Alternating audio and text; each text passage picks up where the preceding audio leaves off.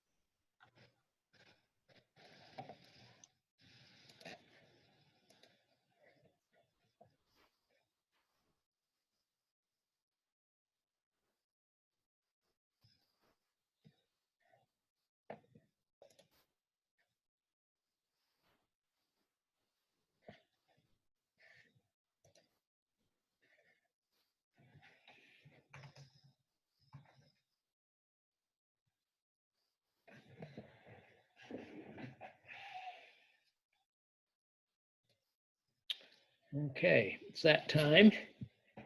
Hoping you can hear me, and going to start into the next section of our work with Unity. What I'm hoping to get you through today is the basics of how you can bring 3D content into Unity, either by using someone else's content or by creating your own. This is something that it will certainly be part of a lab, but the lab might not be, it won't be the next week's lab. It's not part of that assignment. Next week, to remind you, you should have rollerball done. You should have a good hunk of haunted jaunt done. I think at least 50% is reasonable. And then the week after that, I'll be checking for the completed haunted jaunt and then also other things. And one of those things will certainly be that you will have to have created your own 3D modeled and textured object. So this will be the lecture where we cover the basics of that. All right, so I did push a new version of this file up right before I started the class. Let me just see. Okay, so we didn't quite finish everything that's on my little cheat sheet for the interface discussion.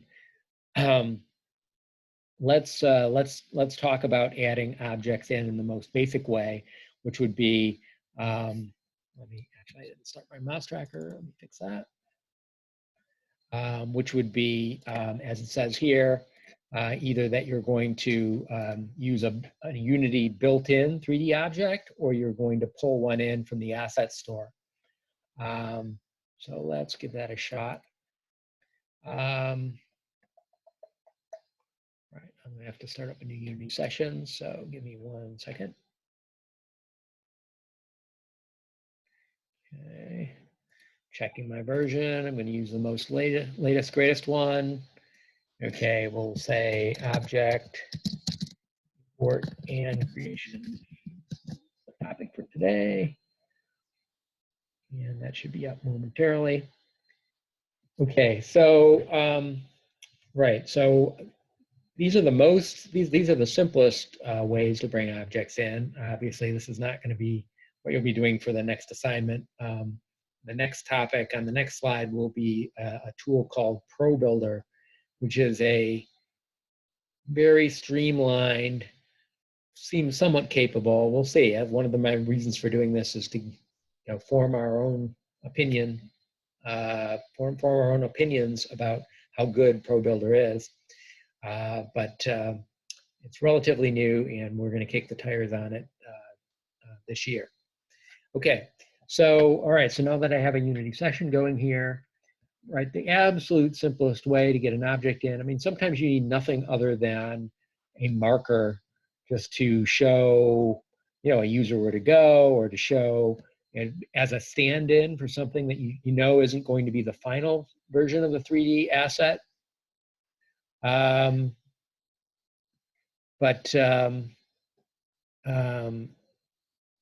you need something in there just to show where it goes. Hang on. Michael's trying to join us and having problems. Okay, that's beyond my Zoom expertise. Let me see.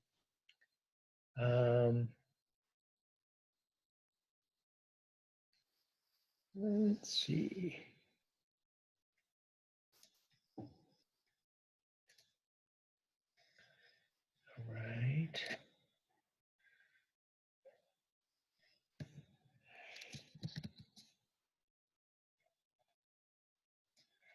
All right. Good. So how do you create objects? So there's, as with a lot of things in Unity, it appears in multiple places, but the way I do it is I go to the game object menu here, 3D object. You saw me do this yesterday to create a cube. There's another cube. Kick it out of the way with a widget there. What else have we got? What else do you have for me, Unity? You got sphere, capsule, cylinder, plane, quad, a text object, and then some more, a ragdoll, which is, more sophisticated than we're going to go. The ability to create terrain, we're going to cover that later. Trees later, wind zone later. So basically the ones that are liable to be really useful up front of these first 5. Cubes, spheres, capsule, cylinders. Most of them are pretty self-explanatory. I'll pick a capsule. Yes, indeed, a capsule as in like a pill that that the doctor would give you. It's basically a cylinder with hemispherical caps, top and bottom. Okay, so that's kind of what you have for the most basic types of object. Okay, now beyond that, the way we get on the far other end of the scale, to get really nice looking stuff, since most of us are not awesome 3D artists, you want to pull in somebody else's stuff. So I'm going to go into the asset store now to take a look at that. By the way, if your asset store window went away or something, you can always go under window, the window menu, and bring it back up. Or it might be docked in a different location on the screen. That's fine. Now, I find it really hard to use in a tiny form, so I'm going to maximize the window by, I right-clicked on Asset Store, the Asset Stores tab, click on Maximize. There we go. Okay, so let's see. And then you can just go looking for things. Like, let's say, I want a tank.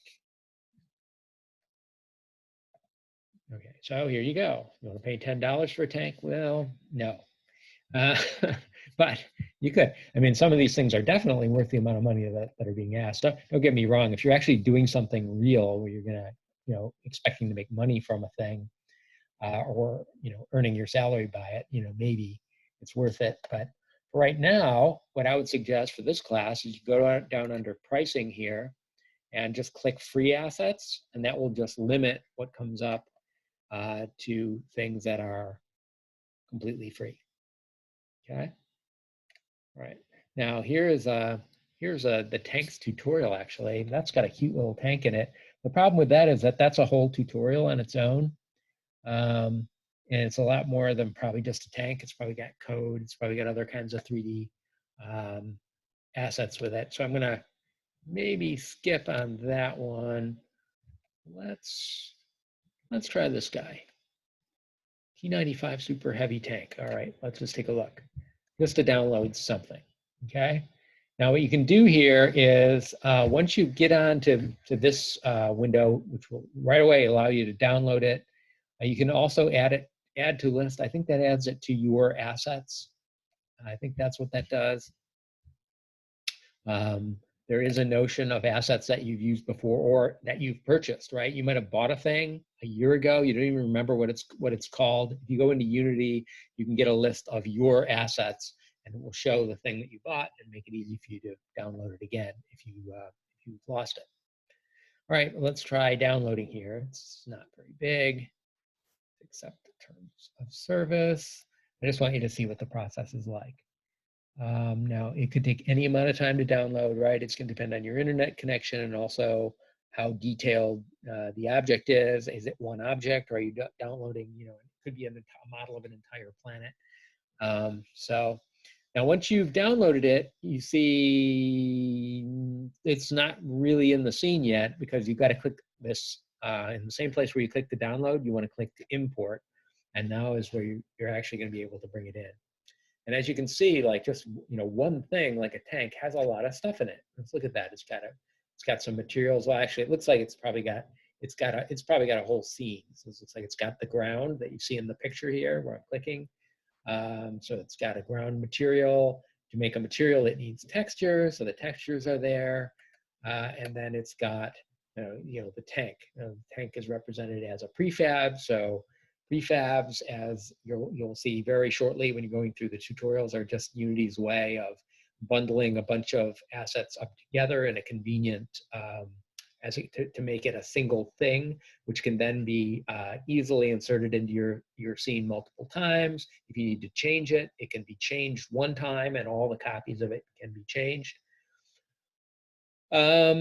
What else have we got here? Materials and tons of textures. All right, anyway, now I want to bring it in, so I'm going to click import here. And again, wait, while it does its thing.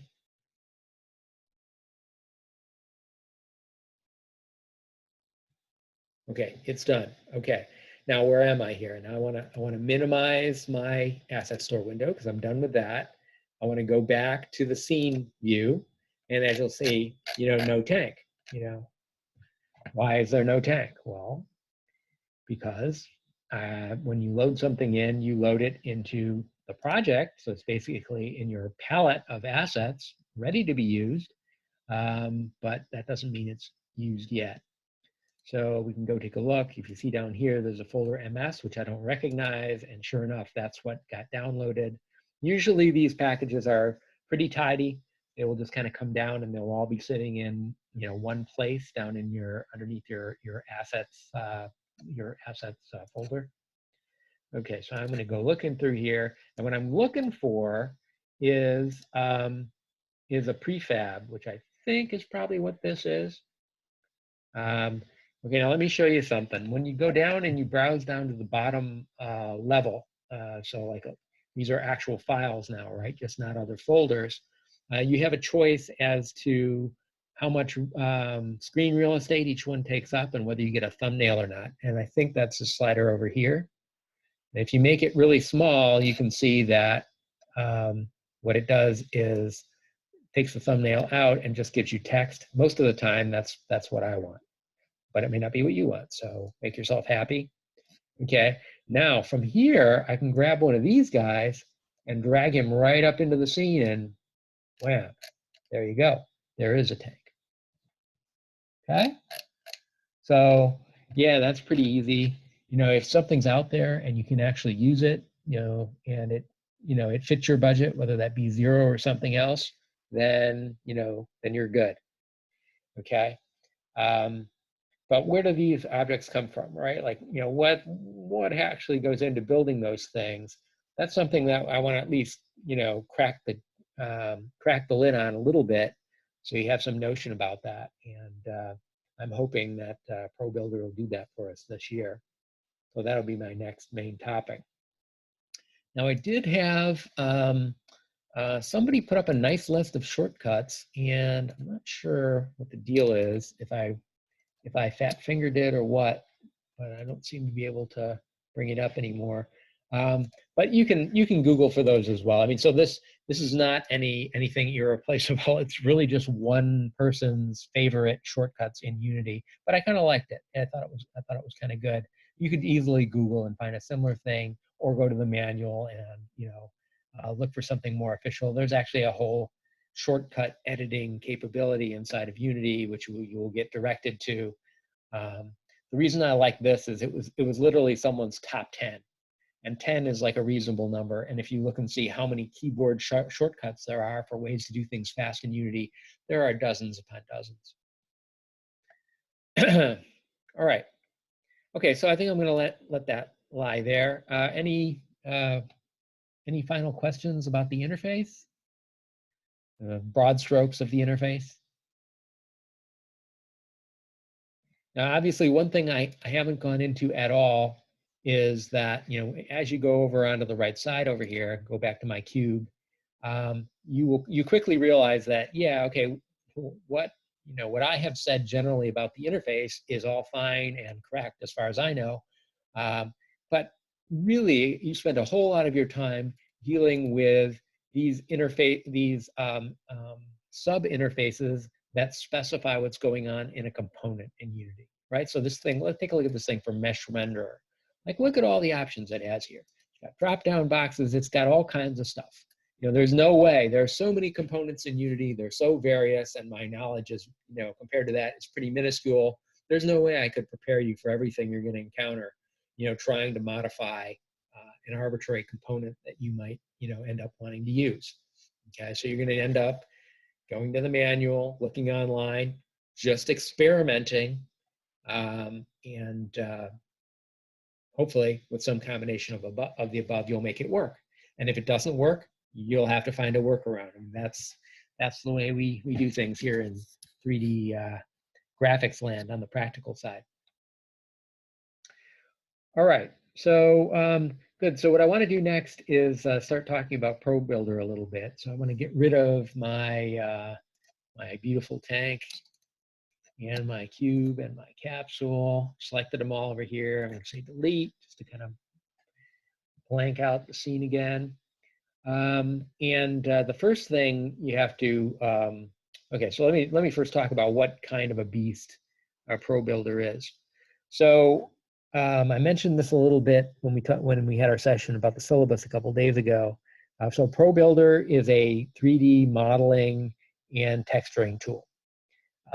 It is much more streamlined, much less capable, I think mostly by intent, than the big tools, the big name tools that do that. Again, Maya and 3D Max would be what you'd probably be using as a professional. Though some professionals do use Blender, that's a small minority. Blender is kind of the freeware version of Maya and Max. The big thing that's missing, well, one of the big things that's missing out of a Pro Builder as compared to a Blender would be animation.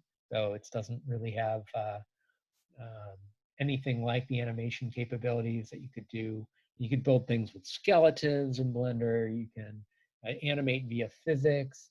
It doesn't, Pro Builder also does not have as its focus doing work for TV or for movies or for, you know, commercial spots. You know, if you're Blender, it's probably more going to be a commercial spot, would be the most likely film work you do with Blender. Okay, but for Blender, 3D Max, and Maya, I think all of those things, certainly Maya and Blender, are heavily used for effects and for 3D content creation for film and television. Okay, so just so you know what kind of thing we're talking about, I think just it would be educational just to show you. So in previous years, we've used Blender, and depending on what you guys tell me about how usable Pro Builder was and what I see you can do with it, we might go back to it in the future. But here is Blender. I just fired up a relatively recent version. And so just to kind of show you what kind of a thing it is. So as you can see, yet another maze of tabs and buttons and menus. And this is the tip of a very large iceberg. Probably this is worse than Unity in terms of how much detail it has. So that's the beauty of it. If we can get along without it, it's another kind of big thing that you'd have to touch and get familiar with to some level.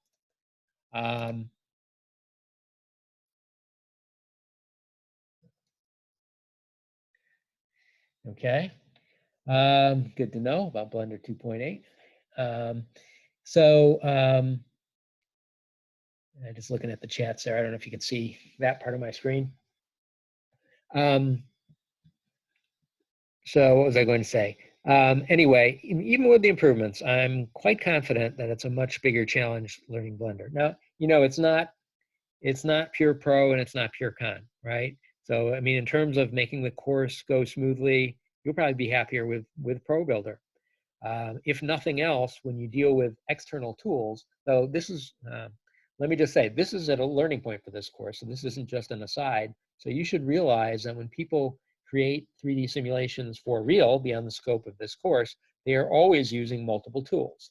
You know, at the very minimum, they will have a 3D content creation tool, at least one, but probably several, and then also a texture, a 2D art tool, at least one, at least your Photoshop, if they're not using Illustrator and some other things for sharp, vector art.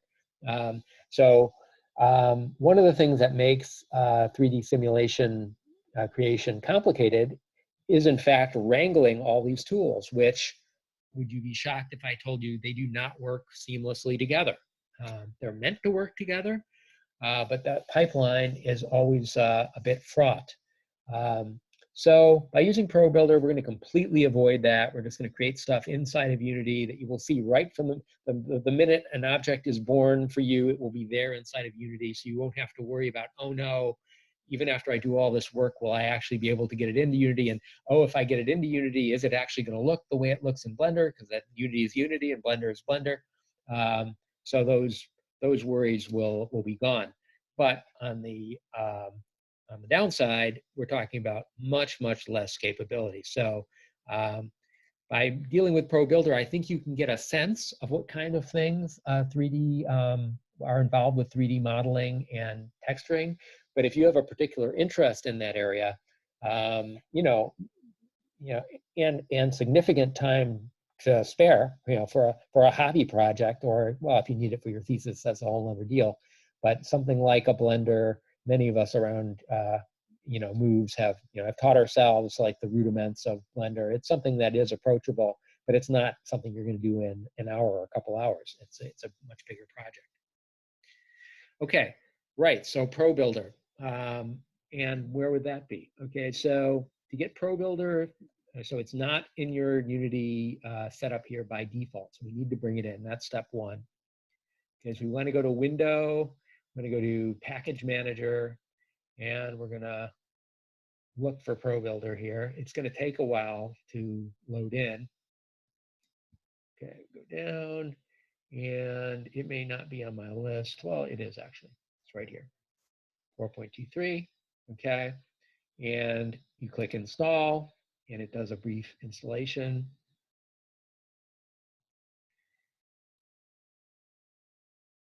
And that is going to be it for me when this installation completes. But I just want to mention there are a couple other tools that are art creation tools or support tools that you will see very often in online demos and tutorials. And so I just want to mention them. There's a thing that's called Polybrush. You see that up above here. So I'll just leave that to you if you want to learn about Polybrush. We will deal with similar tools to Polybrush when we get to terrain. That will be in week, I don't know, 5, 6, somewhere a ways down the line. So you won't be left in the lurch if you don't choose to learn Polybrush on your own as far as the kind of thing that it does. But the other thing that you'll see, and this took me a little time, so make sure talk about this. Now this is interesting. I'm getting massive lag here. I'm not sure what's going on. Oh, because things are still getting sucked into my Unity session. So I've got to be patient. Okay, now that's complete. Hopefully control returns, yes. Okay, now the other thing is ProGrid, I think it's called, and you'll notice it's not even in the list. So for some reason, they don't have a recommended version of ProGrid at the moment. But if you go into, let's see, go into advanced up here and say show preview packages, okay, it is there as a, kind of a beta version. And I have brought it in because I wanted to follow some of those tutorials myself. ProGrids, there it is. I'm not going to do it right now. Basically what ProGrids does for you is conceptually very simple. It just kind of locks everything to a grid. So it's not, again, that's not pure pro. That can also be a con if you forgot you have it on and you're wondering why you can't move objects where you want them.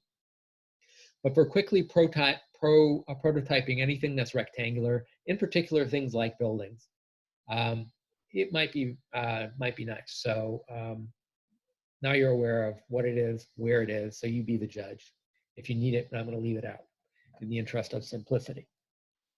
Okay, now once you bring it in, You still have to do more to actually use it because the window is hidden. I think it's under Tools. If you look under Tools, Pro Builder, and you see it's got Pro Builder window here. Actually, I've never really explored all this stuff. I thought it's got a lot of the functionality right here in those menus. Okay, that's pretty cool. But if you look at any tutorial online, you're going to see them using this Pro Builder window. So let's just bring it up. So here it is. As I've said before, the Unity interface is very flexible. So you can, and I will, take this and dock it, maybe with the inspector to start. So I can have either the inspector or Pro Builder up. I think that'll work all right. Okay, and you can see the basic, already some basic functionality here for Pro Builder. That's not all of it because this is a context sensitive menu. There also is a icon mode to this thing if you prefer the icons, but I have not learned the icons, so I need the words. So I'm gonna stick with the words. Okay, all right, so good. So we want to create objects with Pro Builder. Okay, so how do you create objects with Pro Builder? Okay, well, the simplest thing you can do, as with Unity itself, is just take the kind of pre-built objects. There are pre-built objects that are there for you just to drop right into your scene and maybe customize by giving it a couple of numeric parameters. So if you look at this new shape menu, if you click here, you will get a cube. But if you click the plus, it will open up a more detailed version of the shape tool. And now you can see, oh, you can actually add a whole bunch of different shapes, not just cubes, but a bunch of different things. Some of these are fairly sophisticated, like the arch, like a stairway, okay? And this can even be, let me swing the camera around. There's a stairway for you, kind of ridiculous one, but we can make it, let's see, would that be deeper? We can make it deeper. You could add curvature to the thing, which is kind of cool. Okay, this is maybe the single most sophisticated object that they have in. Okay, so you're mostly not going to be so lucky as to be able to just go to a menu and select the object that you want, but if you can, why not? All right. And if that stairway worked for you, I mean, if you're very detail oriented, you might look at this and say, well, that's not the kind of stairway I want. I want a slightly different, I want a more complicated profile for the stairs or some, what have you. All right, well, you're going to need to use the basic functionality of Pro Builder that we're going to talk about next. All right, so I'm going to get rid of that thing. Oh, by the way, if the reason that the stairway didn't take is because I didn't click the build button at the bottom. So if you actually want the thing, click that button. All right, I'm going to start with this cube. It's nice and simple. And let's just start talking about, the basics of the interface to Pro Builder and how to do stuff with it. Okay, so right front and center with Pro Builder, and I want to give you one caveat right now. It's weird. You see these buttons front and center. So these are modal buttons that put Pro Builder in different modes. This is an object mode where the thing you're going to be editing is going to be a whole object. This is a vertex mode. Now you can edit little each individual vertex. Look at that. Okay. All right. We'll see out of that. All right. Now you can deal with edges. Select edges. Now you can deal with the rightmost entry faces. Okay.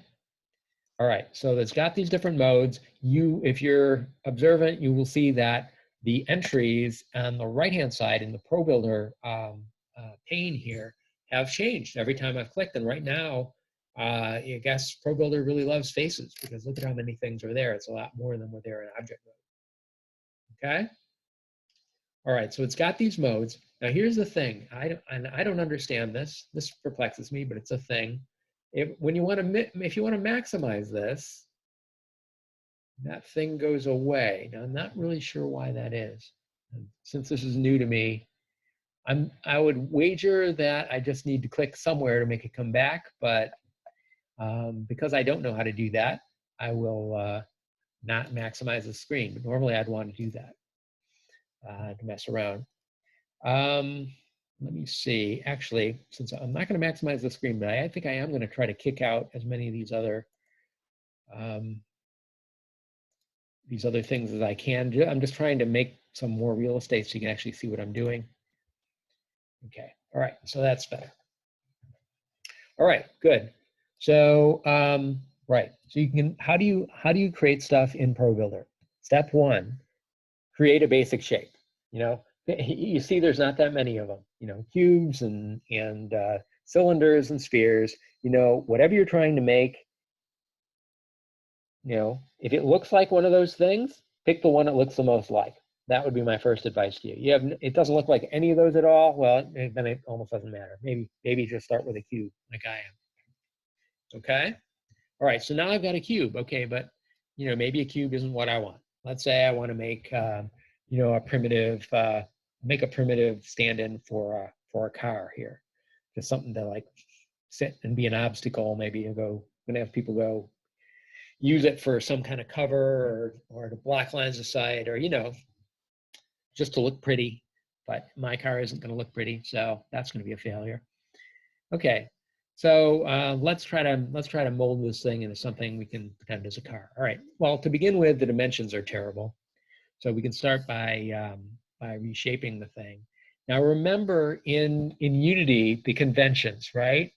Red, green, blue. X, Y, Z. Z is the front direction. Okay. So the first thing I want to do is make the car longer front to back than it is from side to side. So I want to see, oh yeah, there's the blue handle. That's going to be my friend. Help me do that. Yeah, wait a second, guys. I need a second here.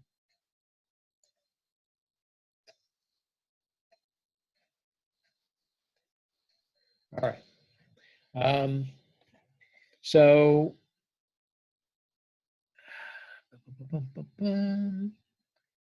where was I? Okay, so what we want to do is reshape this cube. I'm going to leave it as a cube, but just reshape it.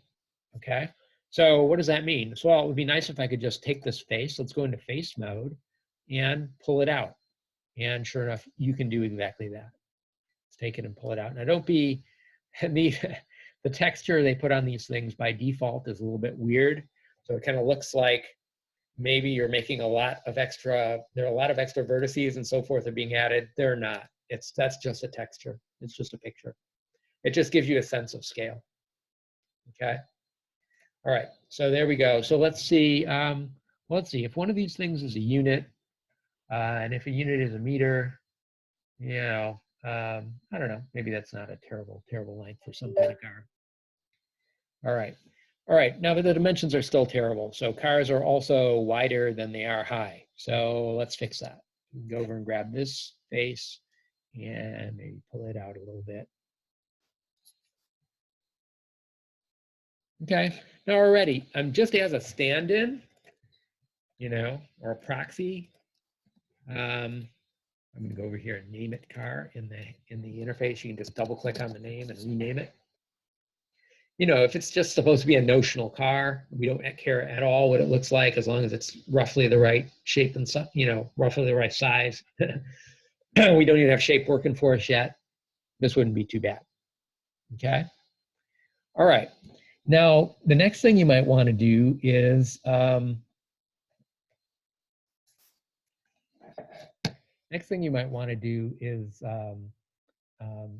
manipulate the vertices that you have.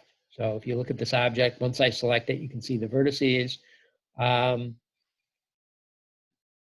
It is possible to just click them and move them around. Okay, you can see the texturing adjusting dynamically and somewhat manically there. Let me say get rid of that. Okay, but you know, honestly, the first problem we really have before we can go and adjust vertices is just that there aren't enough vertices in this thing, right? So I mean, so any kind of a car has more shape than a rectangle, and there's no way we're going to be able to, by being smart about moving 8 vertices around, that we're going to make this thing look like a car. I mean, it's not going to happen. Okay, so somehow we're going to need to add complexity to this thing. What are your options? Okay, so for this tool, because it's a kind of limited tool, it does have two, though it does though support 2 of the main options for building up models from less complex to more complex. One of those is extrusion modeling, and the other one is ring cutting. So I think I'm going to do ring cutting to begin with. So the idea with ring cutting, well, actually, there's an even more basic way. Let me show you that. Let me show you that first. If it was the case that we're not trying to, well, I have some specific objectives in mind. So actually, this is not going to be a good option for me. But sometimes you just need more vertices around. I mean, let's say this thing was not supposed to be a car. Let's say it was just supposed to be a boulder, you know, and I just didn't want the boulder to look like a box. I just need more vertices around so I could smooth it out and make it look a little more like a rock. Okay, so I believe there is a subdivide button here somewhere, like right here, subdivide object. So if you click this, what essentially it's going to do is it's going to take, and in this case, for each face of your object, you can probably do it face by face, but for each face of your object, it's basically splitting each face into 4 parts.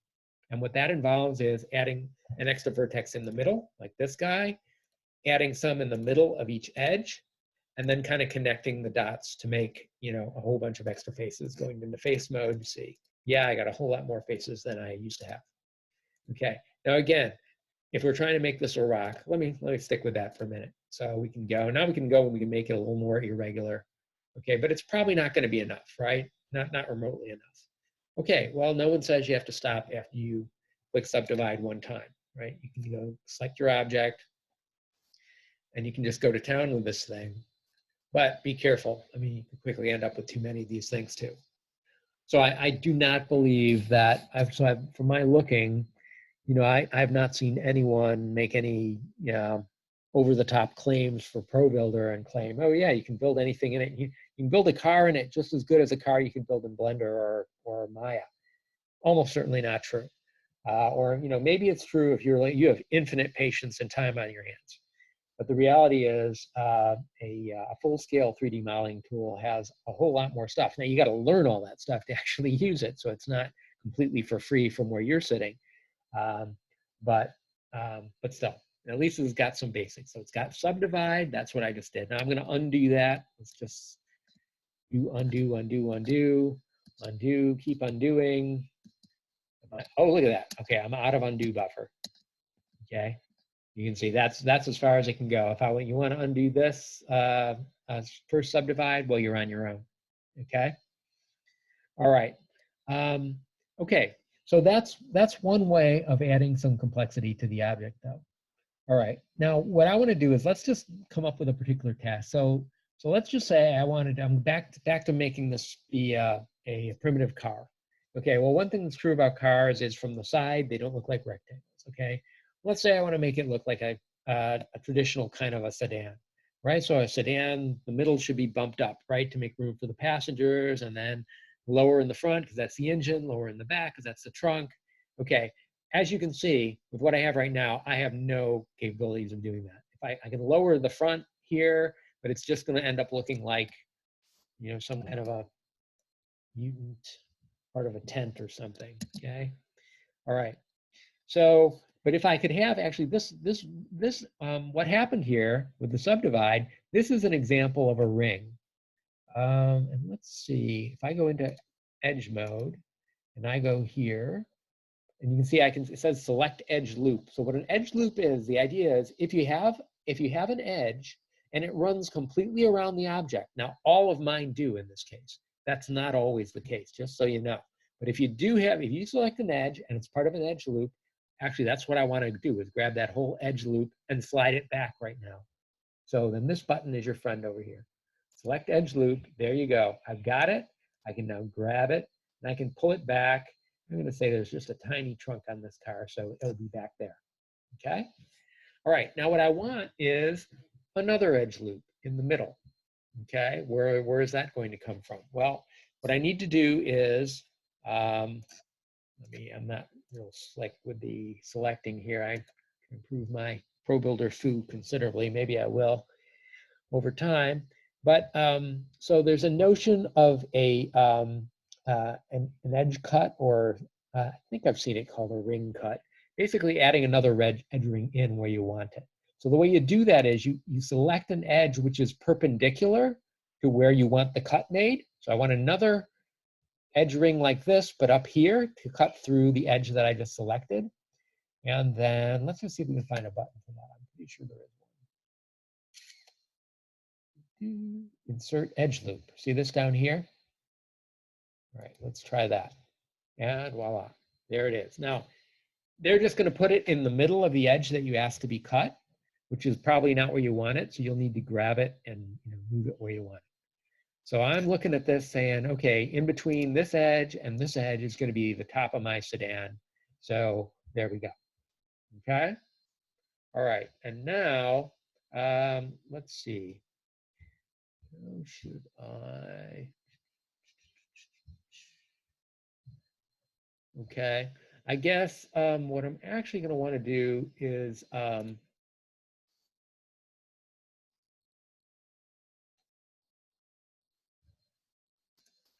I'm actually going to want to do is look at adding in some extra edge rings. So what I think I'm going to need one more. So like what I'm thinking is this is the top edge, going to be the top edge of the passenger area of the car. I'm going to need another one at the for where the windshield meets the top of the car, even with the crudest possible expectations here. So I've got to do this again, insert edge loop again. I'll move that up. That's going to be the bottom of the windshield. I'm going to need the same thing in the back. So let's go over here, insert edge loop. Again, every detail of what I'm doing here is not at all important. I'm just trying to give you some experience seeing the tools in action, just in case you try them yourself and just to maybe save you a little bit of time. All right. So now what you can do is, now what I can do is I can take like the trunk of the car and I can select those faces like that, and I can just pull them down. Maybe like, let's go like that. Okay, and then I can do the same thing in the front. And I can pull those down. All right, and it's still a pretty pathetic excuse for a car, but at least it's getting a little closer. Okay, so that is the edge cut technique to adding complexity. The other technique that you've got to know, because it's just one of two powerful techniques that's here in ProBuilder, is extrusion. So the idea with extrusion is that you basically just pull out from a face or from an edge.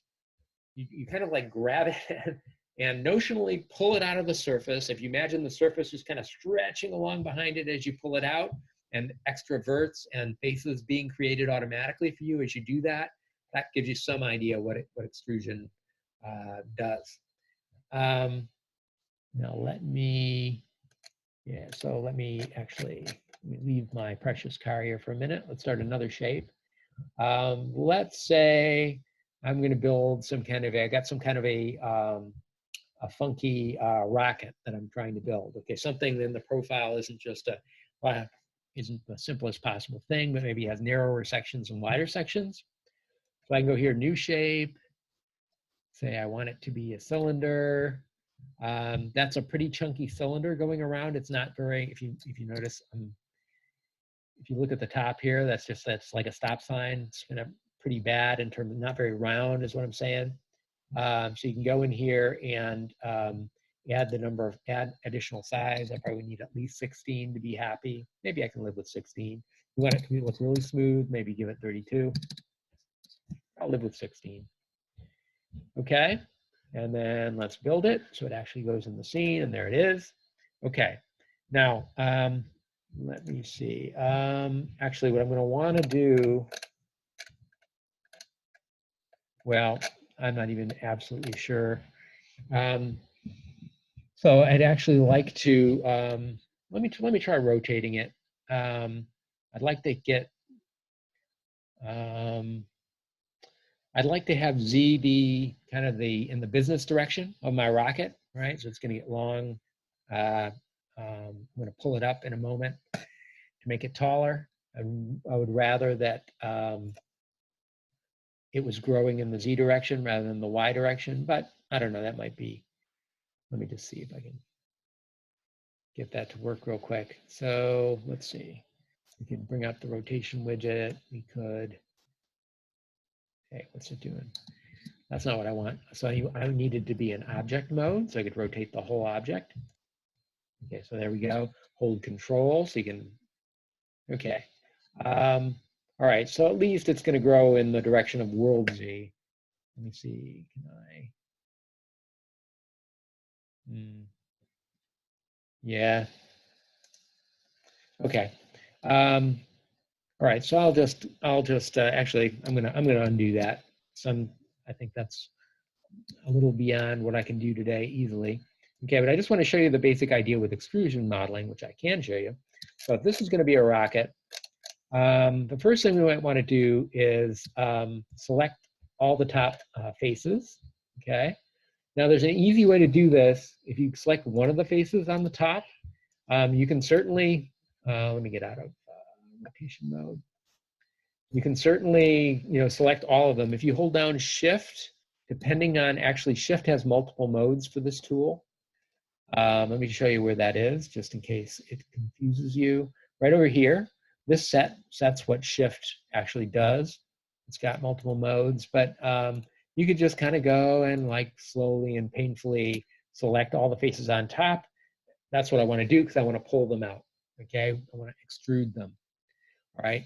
There is a way to do it much faster with this grow selection button.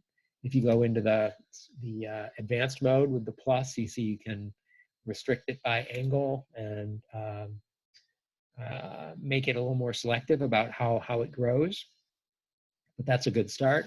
Okay, now the first thing I want to do is just make, let's say I'm gonna, this is a, I don't know, this is gonna kind of be like a Saturn V-ish kind of thing here. A very old school rocket. So the first thing I want to do is just make that the first stage of the rocket just bigger, right? So I can just grab it here and pull it up. Now that's not it. That's not extruding. That's not adding any verts or any new geometry. I just made what I had bigger. Okay, but that's a good start. All right. Now the next thing might be that I want to maybe it's going to taper down to a second stage. Okay, how can you do that? Now this is where extrusion is helpful. Okay, now I'm pretty sure there's a button for it over here, but I'm low on time, and the way I normally do it is just I hold the Shift key, hold Shift, and then go like you're going to move the thing. Okay, pull it up again. Now, okay, that is going to be just an intermediate segment for my rocket. If I go into vertex mode, you can see, oh yeah, that second one, oh, actually, I didn't realize the cylinder actually had multiple tiers of verts. But anyway, this last bunch and on these last bunch of faces, I just added. Easy as that with the extrusion. Okay, now this should be, the second stage should be narrower than the first one, right? That's how it's done. So we might want to go and scale that down, right? And scale it. Yeah, let me see, scale in all directions, I guess. Yeah, it's not, it's shrinking in toward the pivot, I think. Not exactly what I would like to see. Okay.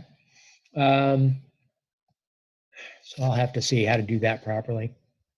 I'll take that for tomorrow. But okay, I'll do an ugly job of it just to show you what the point is. Let me see. Set pivot. Let me try this. Let me see if I can set the pivot at the center and if that makes it better. Okay, now let's try shrinking it again. Oh, no, I don't have the top selected. Now I'm gonna go back and grab the top again. There, Alt G. Okay, let's try shrinking it. Nope, it still wants to shrink to, let's see. Seems like maybe if I do it by vert, maybe. All right, well, it takes more time than we have.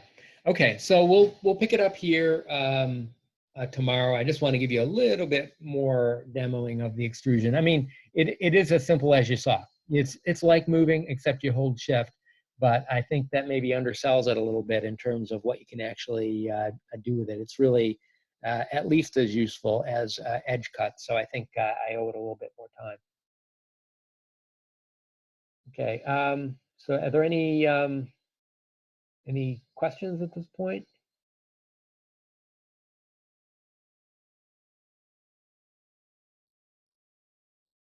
All right, what I'm going to do is I'm going to go do the same thing as I did last time. I think this will be the routine. I'm going to go offline just so I can get the video production started. Then I'll jump back onto the session. So if you want to discuss in a smaller group any question that you have the opportunity to do that.